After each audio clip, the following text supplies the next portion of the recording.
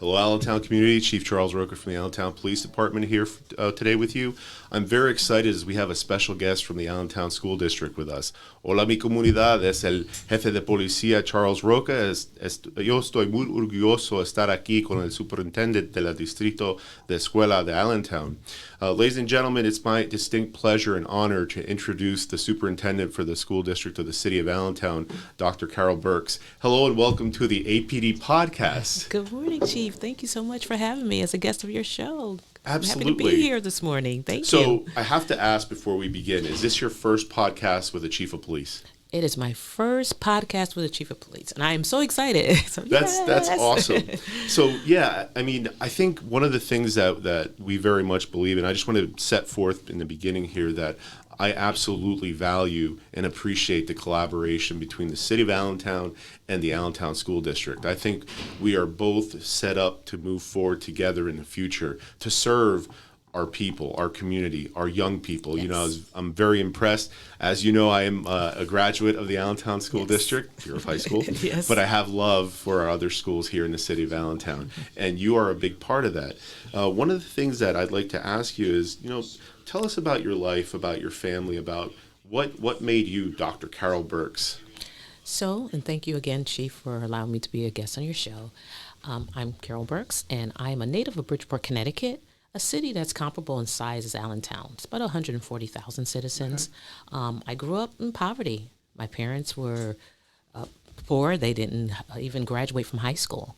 And I'm one of six of their total six children, but the youngest and the boss of everyone. And so, and with that said, what they've instilled in us was hard work, perseverance, belief in your teachers, read books, go to church, science camp, all those things I did that I thought were horrible. All those things led to my success. They also focused on, giving back to your community and being of service to others and being kind and giving in general. And so, and all those great things that were instilled in me, all those principles, I've inculcated as part of who I am and have devoted my life committed to serving people, and particularly students and families and urban students who look like me and who grew up in similar conditions. Did you always know that you wanted to be an educator and involved in the field there? Which is interesting. No. Okay. Initially, I wanted to become an attorney. And so I have a degree in political science, and I served as a paralegal prior to entering the educational field. And I was volunteering extensively with NAACP Youth. I was a youth advisor right out of undergraduate school, as well as I was involved in my sorority. And we were taking students to visit colleges and tutoring and mentoring them after school hours. And I was so passionate about doing that. And so one of my sisters said to me, she was like, every time you smile, you're talking about all the great things that you're doing for young people. And then when you're at work, you're just going through the motions as a paralegal. You should quit your job. And because there was a program at the University of Bridgeport that they paid for your tuition and then gave you a $250 stipend a month, a living stipend. Very nice. And so you intern in Bridgeport Public Schools. And so I just bought a new car. So for all those people listening, don't do that. I bought a car. I didn't really have a plan. And I was, in my early 20s. And I decided to, follow my passion. And so, and I did. And that's how I entered the field of education. That is awesome. And you spoke a little about mentoring. Did you have anybody that stepped into your life and kind of that you latched onto or provided guidance for you to enter the field of education? Yes, I had some great teachers and mentors throughout my academic journey. And I can think back to one teacher I had, Miss Furio, and she really saw something really special in me. And at that time, and we still do this in education sometimes, it's called looping. So she was my 5th grade teacher and my 6th grade teacher. And I just think back to the things that she did as a teacher. And then when I decided to change my career trajectory, I talked with her. And I said, how did you do all those amazing things? And you really empowered us to believe that we could do any and everything. Mm-hmm. And so she followed me actually throughout my journey.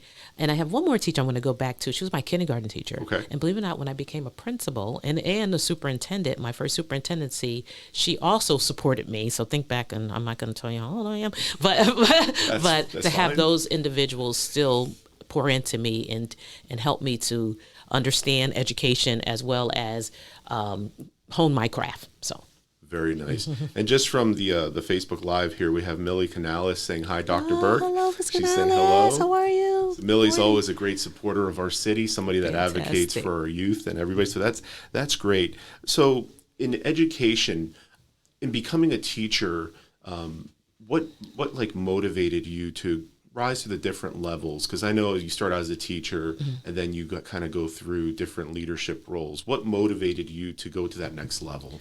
Well, a few things, and I'm going to try to be as succinct as possible. Sure. But I had an opportunity to do an internship after I did my master's program, the coursework. I went to Greenwich, and Greenwich is a very affluent community in Connecticut. Okay. And so I had an internship there. They wanted to diversify. And so if you just think about, someone like Diana Ross lives in Greenwich and some very wealthy people. And so I went and interned at all-girls school. And I looked at the disparity. I mean, I taught fifth grade language arts and the history of ancient civilizations. And what students had, and I thought about my experience in Bridgeport, the contrast was so sharp. Talking about the tale of two Connecticuts. And so I interned that they wanted, like I said, diversify, and they asked me to come there. And I spent a semester there, and I was sad. I would drive home. It was like 45 minutes away from where I lived in Bridgeport. And to see, like, here's just one small state, but how people lived was so differently, and the experiences that the students had. I mean, literally, I had a student, I'll never forget her. Sterling was her name. Sterling had failed my exam. So the middle school headmistress came to me and she was like, I was thinking the principal knows somebody, failed an exam, and said, you're going to give her the exam again. You're going to help her. And it was kind of all about growth mindset. Gotcha. And mastery-based learning back then, even though they didn't call it that. You're going to give her a chance to master it. But when Sterling said to me, she said, oh, no, I'm never going to get into Harvard. I'm like, you are in fifth grade. You know what I mean? 10 years old. Yeah, yes. And so it really put things in perspective and thinking about the experiences that the students in Bridgeport were not experiencing. And so I said, so after the semester ended, they said, do you want to come back and be a teacher here? Because you could you could work in a private school in lieu of doing student teaching. Okay. And so for your certification, I was like, no way. So I went back to Bridgeport, and let me tell you, it was on for the students in Bridgeport because I started holding them to really high standards because I saw something differently. I saw what was happening and experiences that the students were having that they did not have. And I wanted that for them because there were students, again, who looked like me, who grew up like me, and I wanted them to have equal or equitable access to experiences. I know the financials were different, but you know what? We can make sure that they receive a high-quality education. No doubt. And that's outstanding. I think, having that motivation and also bringing your experiences that you had in Bridgeport to your teaching career, and then now to your travel here in Allentown, yes. That's outstanding. And what can you tell us about your start here in the Allentown School District so far? We very much appreciate you having you here. I know the community is very happy with having you here. I've seen you around. We've talked a couple times on a few different things, but I do want to say, welcome. Officially welcome you to here. And then on our podcast that we do, we have guests now and then. But this is extra special for me because, being from the Allentown School District, in my own history, I wasn't born with a silver spoon in my mouth. And I think it's about that hard work, but guided properly, right? And not just spinning the wheels. So that growth mindset that you talked about, the mentoring, the ability for people to care more than just about themselves, that is huge. So talk to me a little bit about your experience so far in the Allentown School District and, what you're bringing to the table to kind of enhance the students' education and their commitment to being productive citizens here in our city. First, I want to thank the members of this great community for welcoming me.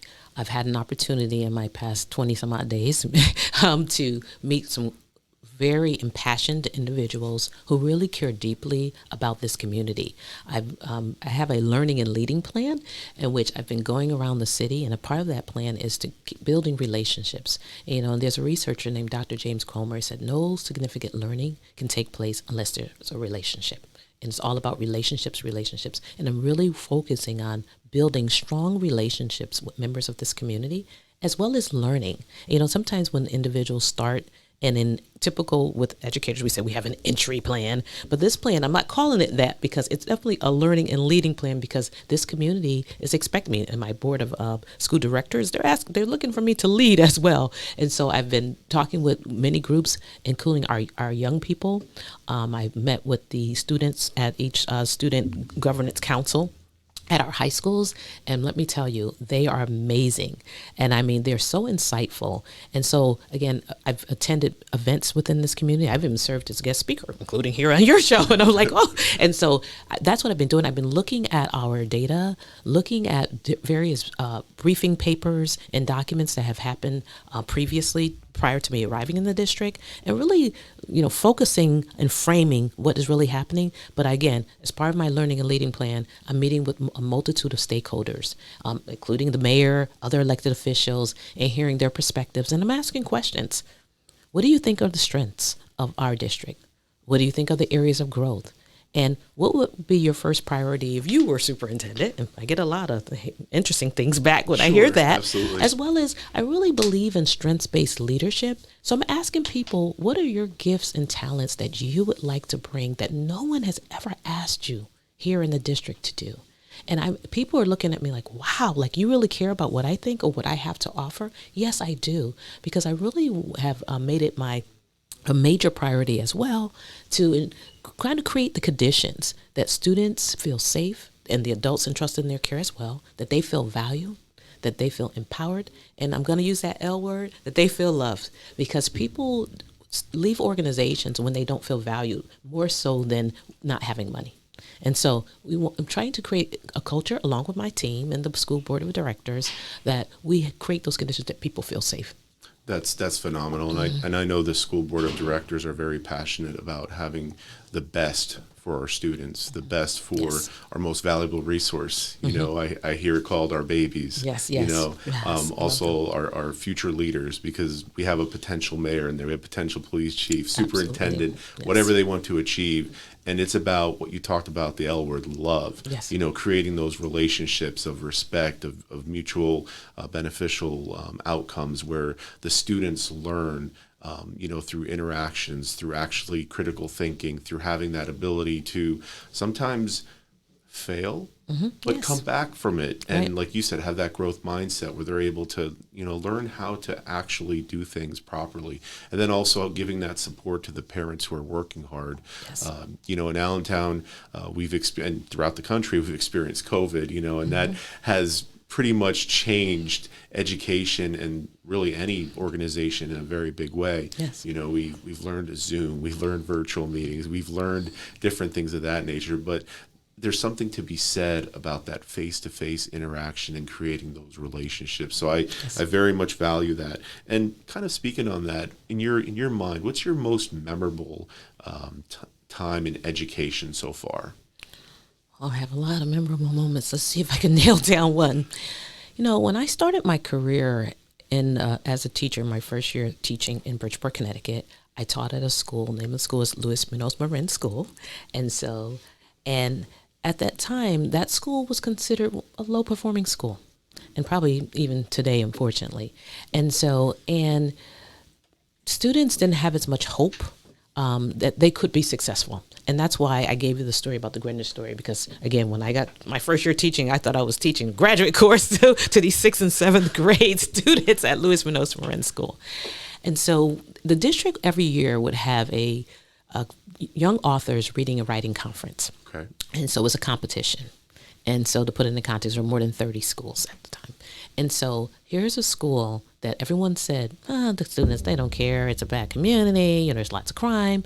But let me tell you, the years I was their teacher, we won first place. We beat out the magnet schools. We had students creating their books. And even we had these oratorical contests as well. And they would win. And the kids were like, we're winning. Yes, we are winners. And they were like, they would be upset with me because literally I would stay at school till like 7, 8 o'clock at night. And imagine as a teacher, because I taught language arts, I had 150 students, 30 students each section. And the parents would, they would buzz into the room, the secretarial, clerical staff. And they said, Miss Birks, Miss Delgado's down here and she wants to know what time you're leaving because she's bringing the poster in or whatever it was. But I was able to rally the families as well as the students to higher expectations for themselves and to believe that they could win despite their circumstances. And some of those students, and I'm not going to tell you how old I am, but some of those students are adults, I'll say now, and they say, I remember when you made us do this, or I remember when you corrected our English when we did this. And it was so empowering. I mean, I love teaching. And I know I didn't really expound on one of the questions you said about leading to this day. I left my teaching role and went to work for the Connecticut Department of Higher Education. Gotcha. And because that opportunity afforded me to manage a program in which it was a $5 million grant, and it would service 13 schools in Bridgeport. Gotcha. 13 schools in Bridgeport. So I wanted to have a greater impact on more students and push the system as well as leverage the community, support those schools. And so then I went on to other leadership roles after that. I think that is outstanding. Just in kind of reflecting on what you just said, giving students the motivation that they can accomplish something, because anybody can accomplish something. They put their mind to it and the hard work, and also at the same time, the involvement of the parents, very key in that, because the parents are kind of like where the young kids get their morals, values, and everything from, and to show that we're all productive together, having that kind of circle or circle of relationships where they know they're loved at home, they know they're loved at school, they're going to produce, right? They're going to, and not just for the sake of production, but the chance to grow as a person, the chance to appreciate how to work as a team, how to come together, how to maybe make mistakes sometimes, because we're human and sometimes we make mistakes, right? But that doesn't define who we are. Our current circumstances don't define how we're going to be in the future. And I think that's even more telling for our young people that are out there. And for those that may be watching out there, just know that you can accomplish anything. And I love going to the schools and talking to some of the young people, because it gives us an opportunity kind of, the eyes open up. You went to Deriff? You went to these schools. Yes. You went to Dodd Elementary. So going back to those schools and seeing that, and it's any elementary school, it's not necessarily just Dodd, but if you're a student, listen to Dr. Birks, she'll guide you right. And that's something that is powerful, and that's something that I find value in. And I just want to get an opinion too from Detective Garcia here. I know you were an Allentown School District student, and in hearing what Dr. Birks is talking about, I think our students are in for a good experience in the Allentown School District to become successful leaders in our community. What are your thoughts?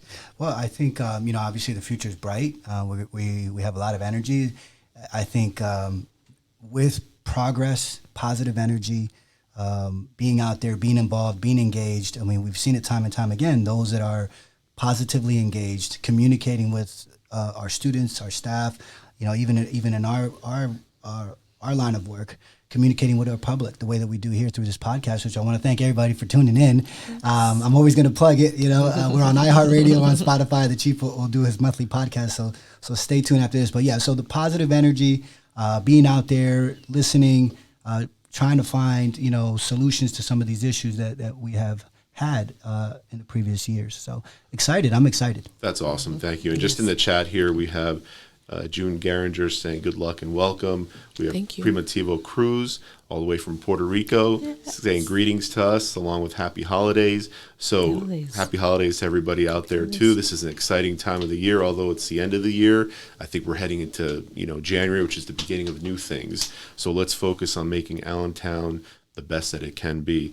Some of the things I do want to talk about too is, we talk about safety of our students, and I think that's a key piece and it's important.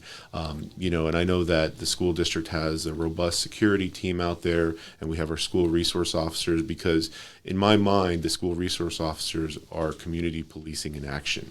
And I always bring this story up, but I want to bring it up to you for you as well, is, there was a young lady who talked about, I guess Alan gave an assignment of who's a mentor for you that you can think back on. And this young lady who has graduated from Allen probably about 2 years now, had identified Officer Geek, one of our PAL director, as her mentor. And it was a real great exchange. So, our position is not a school to prison pipeline, but more of an empowerment role of collaborating, developing those relationships that you strongly talked about.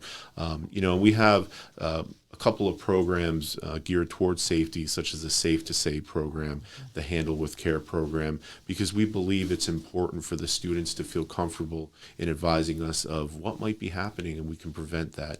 And also with the Handle with Care, if there's an incident where a youth is at and they have some sort of trauma that relates from it, that the school is aware and they can make the necessary arrangements to provide support and comfort for that young person. We're going to continue to do that work, and I very much just want to thank the school district and yourself and your team for being there, for being part of the conversation, and for us to work together to make that all in for Allentown, that the mayor likes to say. Yes. And I know that he's very motivated in that engagement piece, and we want to be able to kind of bring our communities together. And I just want to say thank you to the teachers who work hard each and every day, the school security staff, the members of your leadership team, and everybody that works hard, our officers, our staff, the city. We are here to be in partners with you. And we want to thank you, Chief. Well, thank you. We want to thank you and your team for your partnership, and you understanding that we are focusing on the whole child. So, of course, there's the academic components of making sure students learn math, science, social studies, English, and all those great things, and the arts. But also there's what we call the affective, the part of a child, in which we work on building their positive identity, their commitment to learning and values. So all that's important. And it's good to hear you as a police chief understanding that the social emotional wellness of our students is important, and the great partnership that we have, and you understanding doing that. So we thank you for that. And no, that's absolutely great. And, I want to give you an opportunity to just kind of give a message to our community, whatever it might be. It could be a holiday message, but I open the floor to you for a closing statement for our community. Well, again, thank you. I want to thank this great community. I really believe in Allentown, and I've said in some of my opening remarks that I am Allentown. And people are like, you don't live here, you didn't grow up here. But you know what? I grew up in similar experiences, and I'm not someone who doesn't understand the plight of this community and some of the things that have happened or continue to happen throughout the community. The great things are happening. And this community has such great potential. And I just want to invite everyone within this community to partner with me and our school district to ensure that we provide our students, as well as, again, the adults that work closely with them, with an optimal learning environment and experience. There's great things for everyone to do. I am very serious about what gifts and talents do you have and how you want to partner with us. We will also have a series of continued conversations throughout the community. So we extend the invitation to anyone who wants to participate. We'll have some snacks with the superintendent, well, I'm the interim superintendent. We will have some coffee conversations and such, because we really want to hear what you have to say and empower you. We're going to do some new and innovative things, and we want you to be in partnership, because it's going to take the collective strengths as well as the collective intellectual capital of everyone within this community to ensure that we are successful. And the message you sent, we are one Allentown. Yes. And I believe that Allentown is number one. And we have this chant, Chief, that we say throughout the district now. And so when I say Allen, you say town. When we say number, you say one. And we say students, you say first. And so you had a little beat. And so it's an exciting time. So I am so happy to be here. And if anyone, again, if you'd like to volunteer, you can email me at superintendent@allentownsd.org. Again, it's superintendent@allentownsd.org, and I will have someone from my team help me follow up with you. And I'm so honored to serve this community, and have a great holiday season, everyone. Thank you so much. Dr. Birks, I'm absolutely impassioned. I'm so happy with what you just said. It's awesome. The passion that you have for being superintendent, the passion that you have for Allentown, the passion that you have for our children, it's there. It doesn't have to be said. It's by your actions, and we very much appreciate you having you here on the podcast. This isn't once and done. We're going to continue this. Coming back. We're going to do that. We're going to have updates. We're going to talk with you. I know the community is very happy with having this consistency, and that's something that's positive. And I just want to thank you and your team for being engaged with us through this experience and to be able to move forward. And I also want to thank your school board as well. Thank you. Yes, thank you. School board of directors. A lot of folks that are very passionate for for our youth to make sure that they're on the right path. Absolutely. And for the students of Allentown, here you have it. You have Dr. Carol Birks to join us here today. I welcome you to become involved. Everyone. Love you, everyone. Indeed. I welcome you guys. Come get involved. Parents, teachers, students. We're the future of Allentown. Let's work together. With that, have a great day, and we'll talk to you soon. Happy holidays.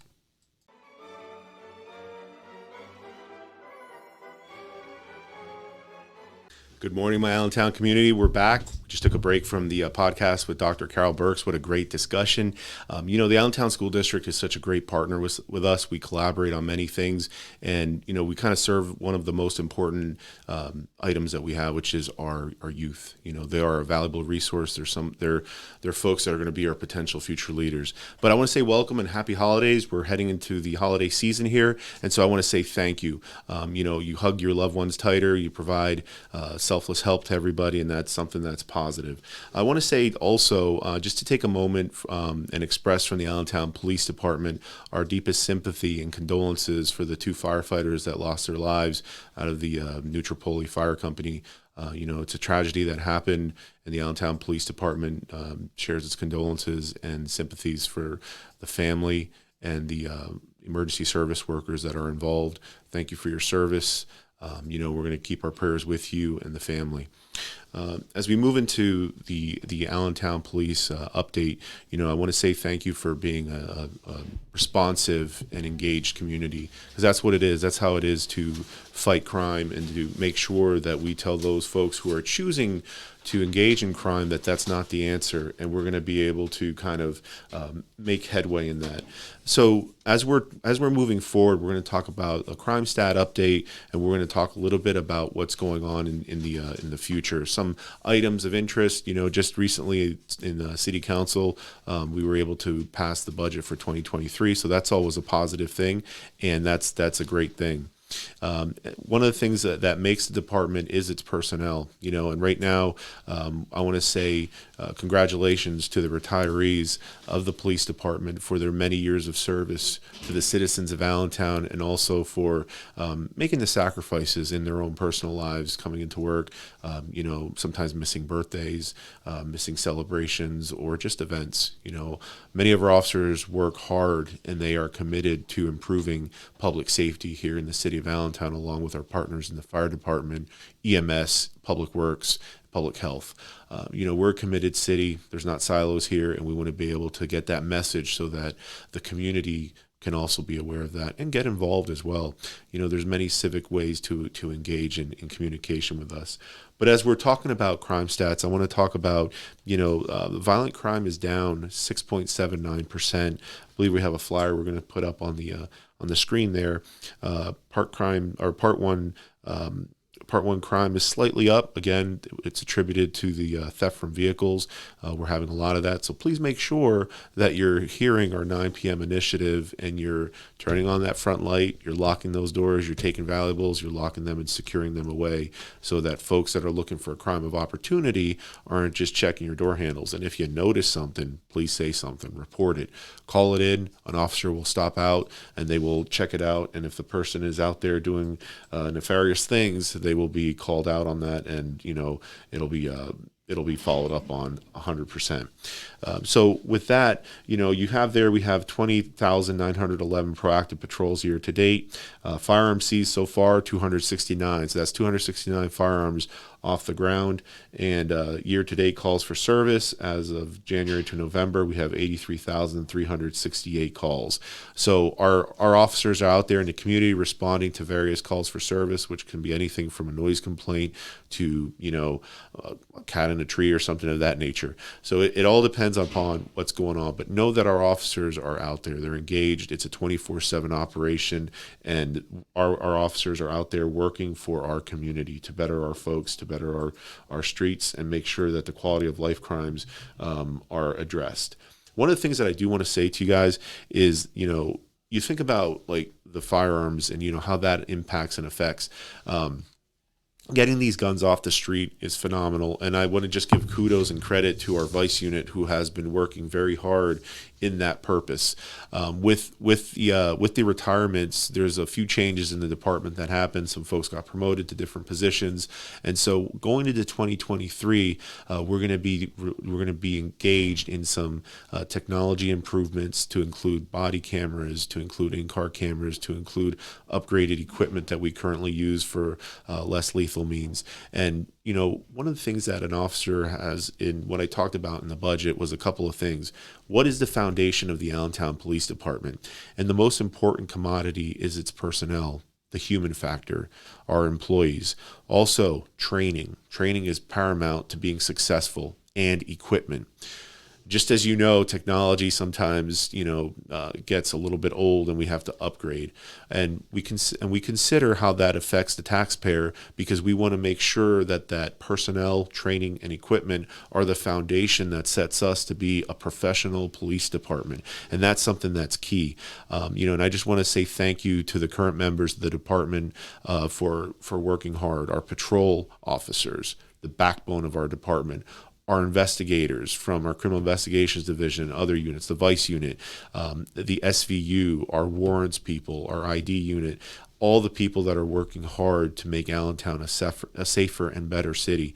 Our community outreach unit, who is engaged with our public and answering various complaints that are out there. And know that if you reach out to us, we're going to get back to you. We're going to talk about it.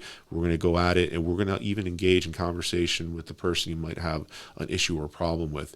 But it sometimes takes time to solve a problem, but it's not impossible. And it's something that we have to encourage you to reach out to us and us to reach out to you, so that we can meet on that topic of communication and conversation, so that we can relate and talk about those things. So that being said, we had a couple different arrests and things over time. We've worked with our partners in law enforcement for some joint operations, and we conducted various things. This past month in November, we had a couple safe to say announcements in which we investigated and found that they were not credible. We take those situations seriously, folks, ladies and gentlemen. The safety of our kids, especially in the schools, is paramount, and we are going to take the appropriate action. And if there are false complaints or something that does not align and it's against the law, it will be investigated. We will follow up on it. And if prosecution action needs to be taken, that will be taken. So if you are thinking of making a false allegation, a false complaint, and it's investigated and found to be false, you could face prosecution. So think before you commit a bad action. We're here to help you, though. And at the same time, do not be afraid to reach out when there is a situation that happens. We want our community to be engaged. We want our people to talk about the good, the bad, and what's going on, so that we're able to kind of work together on that. And that key piece is doing that. I mentioned the vice unit before.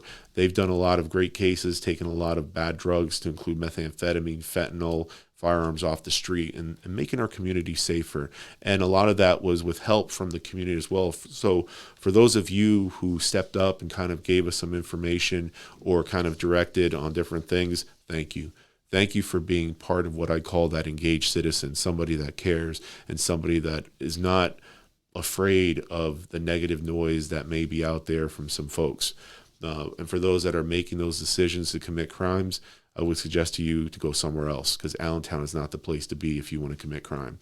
We are going to take action. We're going to move forward with our new budget for 2023. You're going to see the priority on that three-prong approach of personnel, equipment, and training, which is going to put that foundation and grow that foundation of a professional police department. And that's something that is outstanding. So with that, let us move on to our community engagement piece here.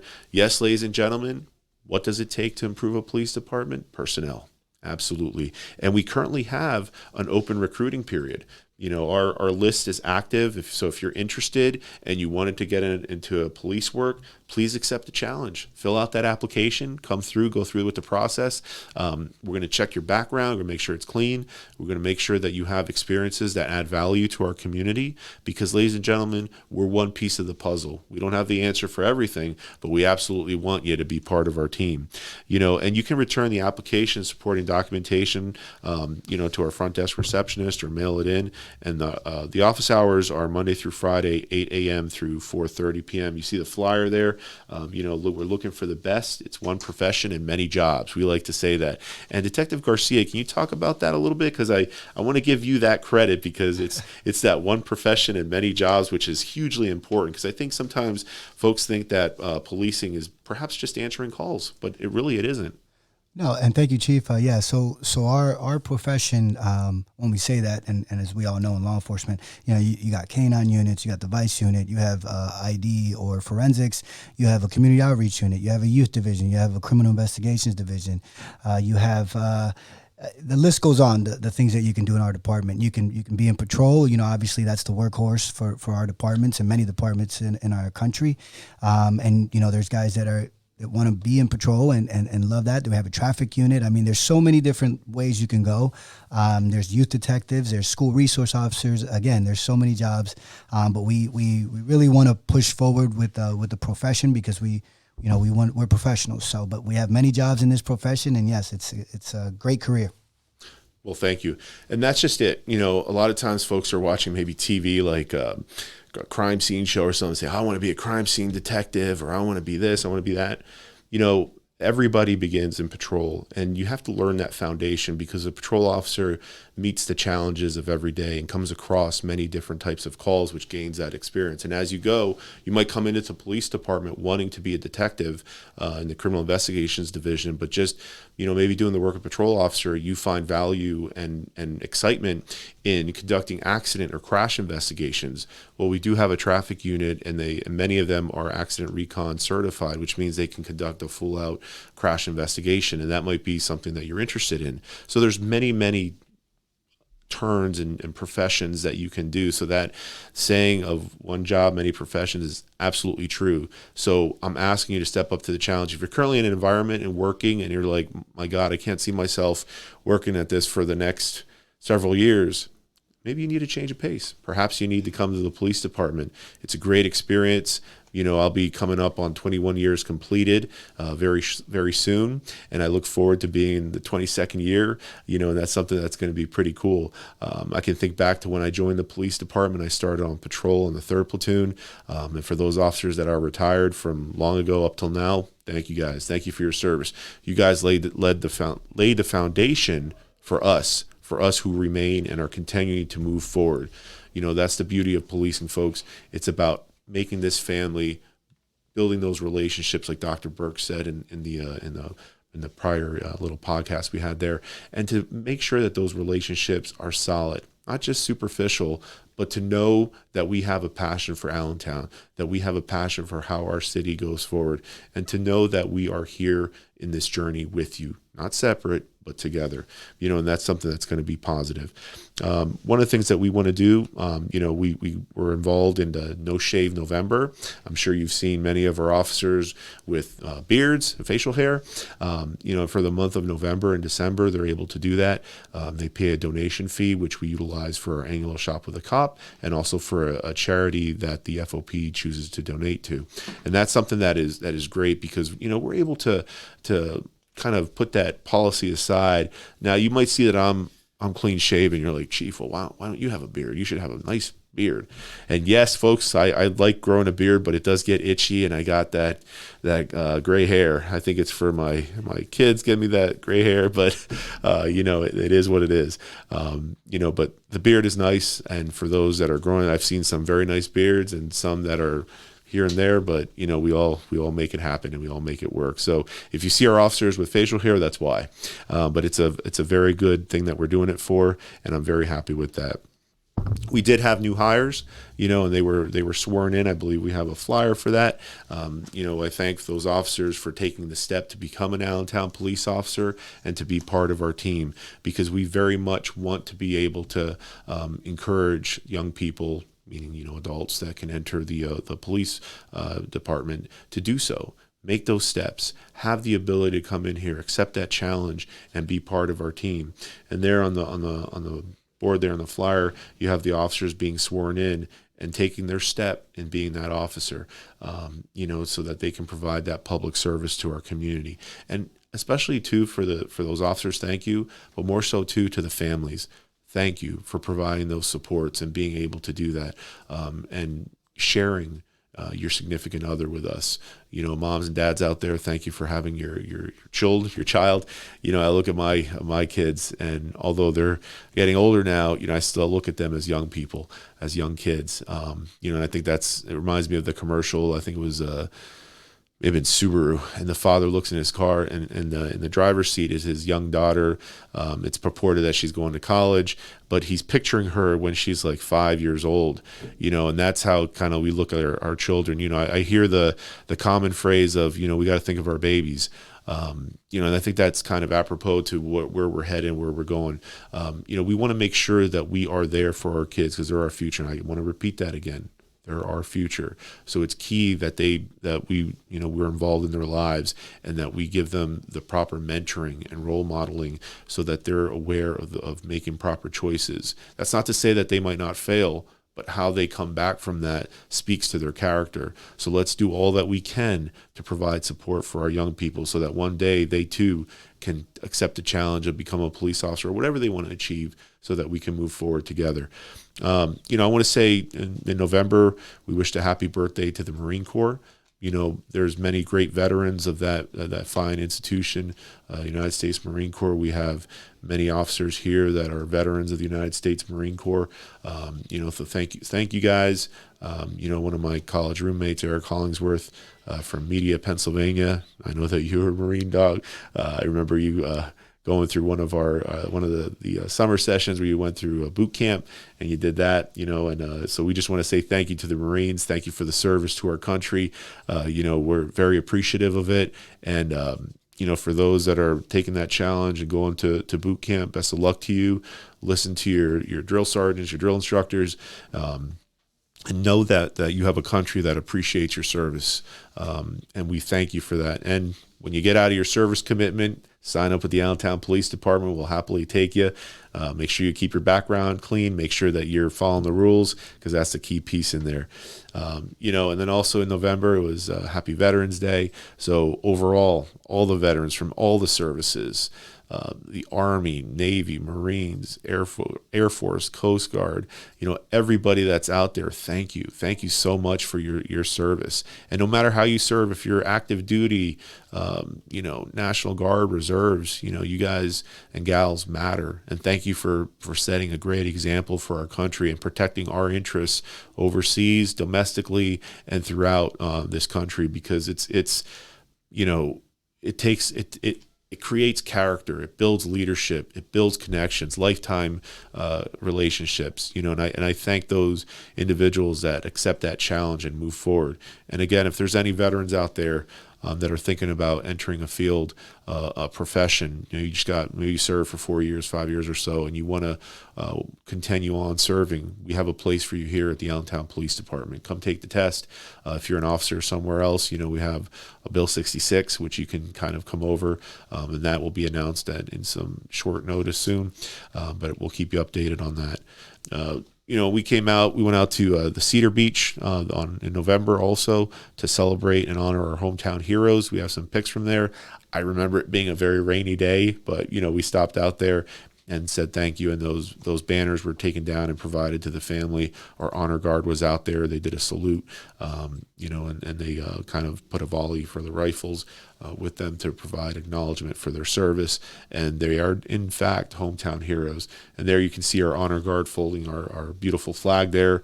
America is the greatest country in the world, and I very much love this country and the opportunity that it has given us. And I want to thank my mother from come to this country so that we could have greater opportunity for her son, and just thinking on those things and how we as a nation can be strong is because of all the different cultures that provide that structural foundation for what we have.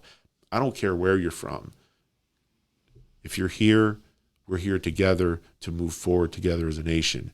We love and respect our cultural differences. That's what makes us unique. That diversity is our strength. And it's that strength and action that shows that we as a nation can work together through any adversity. So that's what I want to get across. And so thank you to the Honor Guard that day. Thank you for everybody that showed up and paid their respects to our hometown heroes on that particular day. One of the things, too, that we did over at Executive Education, it was a visit by Detective Garcia and Officer Newsom. Executive Education just recently they won, their football team won the district championship before, and we had a nice ceremony over there at City Council. They got to witness government in action. They were very patient. I very much expressed my thanks to those guys for the patience that they showed and also for the championship that they did do. But here we're bringing it back to what's on the flyer right now. We have some photos of young people at Executive. Thank you, Executive, for having us there. I know that Detective Garcia and Officer Newsom enjoyed that. Detective Garcia will make some comments on those young kids because they look like they're all very engaged and happy that you guys are there. Yes, Chief. It was a good experience. Again, we're visiting all the schools. You're going to see some more pics of us visiting schools. But this was SRO School Resource Officer Newsom has a tremendous relationship with Executive. Obviously, we all do. But he actually worked there, and he goes back. He doesn't forget, where he came from. And so the kids were excited. They did some push-ups with us. We gave out some goodies. They answered some, they had some great questions. And so, yeah, we're excited to be there, and we're definitely going to visit a lot more schools. So was there anybody that really pumped out the push-ups? Like, are we talking like 20 plus, or well, what are we talking about? These young kids, man. I asked them afterwards. There was like 6 of them. Mm-hmm. That the actual teachers chose them. I guess they said these are the energy one, the energy driven ones, and they all were like, man, we're good to go. We're not tired. I'm like, oh, but I'm tired because we did the push-ups with them. I'm like, we're done. Perfect. That's awesome. Those young people that participated in that, thank you. Teachers that nominated those young people, thanks. It gives me a smile when I think about how motivated young people are and the energies that we have. So thank you for having that energy and making those positive impact points. The PAL, I want to talk about a little bit about PAL now. On November, we also, our community youth mentor program, they prepared Thanksgiving bags for the Benign Birth apartments, the senior living, and that was a great experience for those mentors as they are always serving our community and without hesitation, and the parents that bring them there, thank you. These young people are learning what it is to be selfless. They're learning what it is to have, that demeanor of giving, which is what it's about, folks, because it's always better to give than receive, right? And it's something that our young people are really interested in, that are involved in the PAL program. And there, as you can see, you have Officer Geek, a couple of our PAL mentors, Sergeant Leonard before there, all engaged in, kind of the setup part of preparing those meals, then going to the apartment building and meeting with our residents there that were very appreciative. And, it was something that was powerful. And as you can see there's a snapshot of some of the meals. It looks phenomenal. And I'm very, very happy that took place because our young people got to experience that. They got to make that connection, those relationships, and kind of build that positive energy in our community. And so that is something that is cool. So that was a great time. And of course, the peeps. You can't go wrong with peeps. So thank you, peeps, for that. And you can see them there in our PAL barn building, assembling those things. And those kids give of their time, and for that we're truly appreciative. They're going to be phenomenal leaders in whatever path they choose, and that's something that we want to create more of here in the city. So thank you to those folks there. Want to give a big thank you to the CJS Facility Support Services for donating some wonderful Thanksgiving meals for our officers. They stopped by the office here at the department in the lobby area, and they came through with just great meals for us. And that's something that is phenomenal. I believe we have some photos of that as well. But I want to say thank you to that service for coming through here and doing that. We took a photo over there, Sergeant Leonard holding some of the goods there, and the team there. Thank you guys for everything that you do, your professionalism, your commitment, your engagement of citizenry, and just, kind of given to officers that, were working that day during the Thanksgiving holiday there. So pretty much I know that our officers ate, so they were happy with that, and thank you for that again. On the 24th, I want to thank the Whittaker family for the wonderful food again. Truly appreciate that, because our officers who are working, because you need police coverage throughout 24/7, 365, right? And so for those folks to do that, and everybody involved in that process, thank you. Can't go without saying the generosity is humbling from our community. It's something that is phenomenal, and there we are with our team meeting with the family, and it's something that we appreciate. So thank you for that. And then thank you to Central Elementary School, for having us there for the turkey jam. I was able to stop out there, and I know that Detective Garcia was doing some refereeing over there. I'm going to let him talk a little bit about some of the interactions that he had. There were some good ballers out there that were really bringing it. The students were doing some things. Yeah, Chief, this is an annual event. Principal Bodner, who's been at Central for a very long time, she always includes our police department. Our officers show up. Our community outreach unit shows up.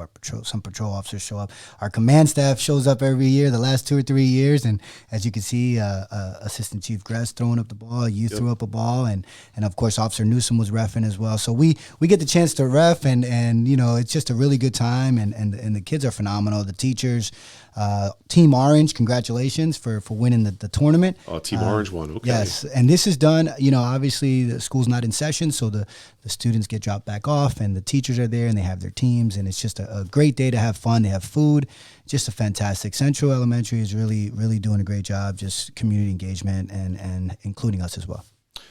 Thank you, Detective Garcia. And that's true, Principal Bonner and Central Elementary. Thank you for having us there, opening the doors to us and letting us be part of that experience and that relationship building that we have there at Central Elementary. Always a good partner for the Allentown Police Department. With upcoming community events, the community events, the meetings are there. Stay tuned. If you're interested in going to the community meeting, you can reach out to our APD Community unit, our community outreach unit, so that way you can reach out, call our number at 610-437-7741, option 2, and ask for Sergeant Williams or Sergeant Leonard. In 2023, some of the things that we're going to look for are Citizens Police Academy.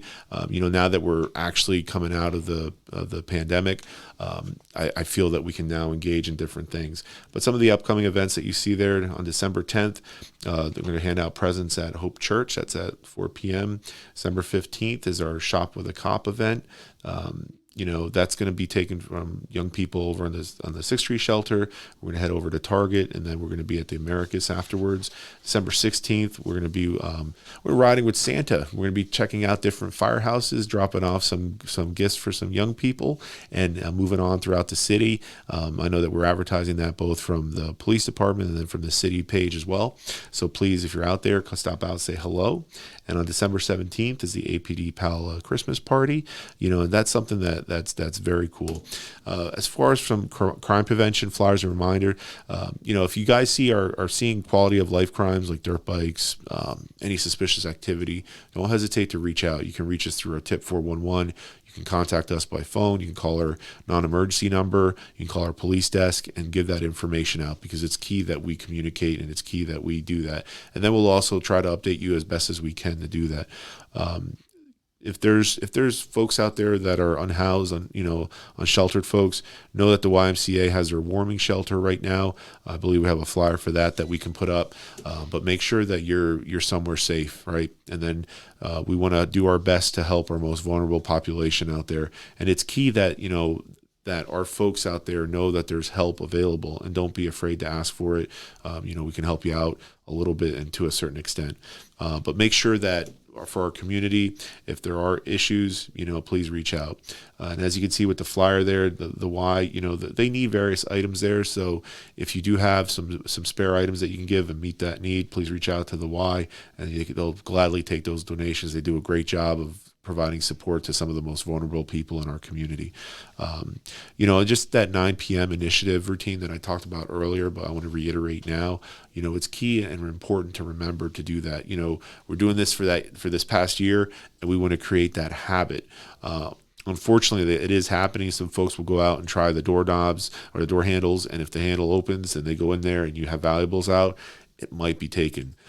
No, this is also the season with the packages, so please make sure that if you have a package delivered to your house, there's certain tips that you can follow along, kind of have it delivered when you're there to an alternate location, have them hold for a signature, various things that you can do to have that package safety or parcel safety. If something does happen, please report it. We want to be sure that we can follow up and bring the individual that's choosing to commit that crime to justice. So that's the key piece there. And then also, we're on social media, folks. So follow us on Facebook, follow us on LinkedIn. We have a YouTube channel. We're on Spotify. Make sure that you're with us there, and we want to make sure that our community knows that we're here for you. Estamos aquí para la comunidad, para la comunidad que habla español. Estamos aquí para trabajar juntos. Nosotros no somos separados de la comunidad. Muchos de nuestros oficiales son de Allentown. Habla el idioma de español, y también queremos el mejor para nuestros hijos y hijas. So, vamos a hacerlo juntos, vamos a trabajar duro para todos, para nuestra comunidad, para la ciudad total. Y si usted está interesado en ser policía, tenemos una aplicación que usted puede firmar y poner.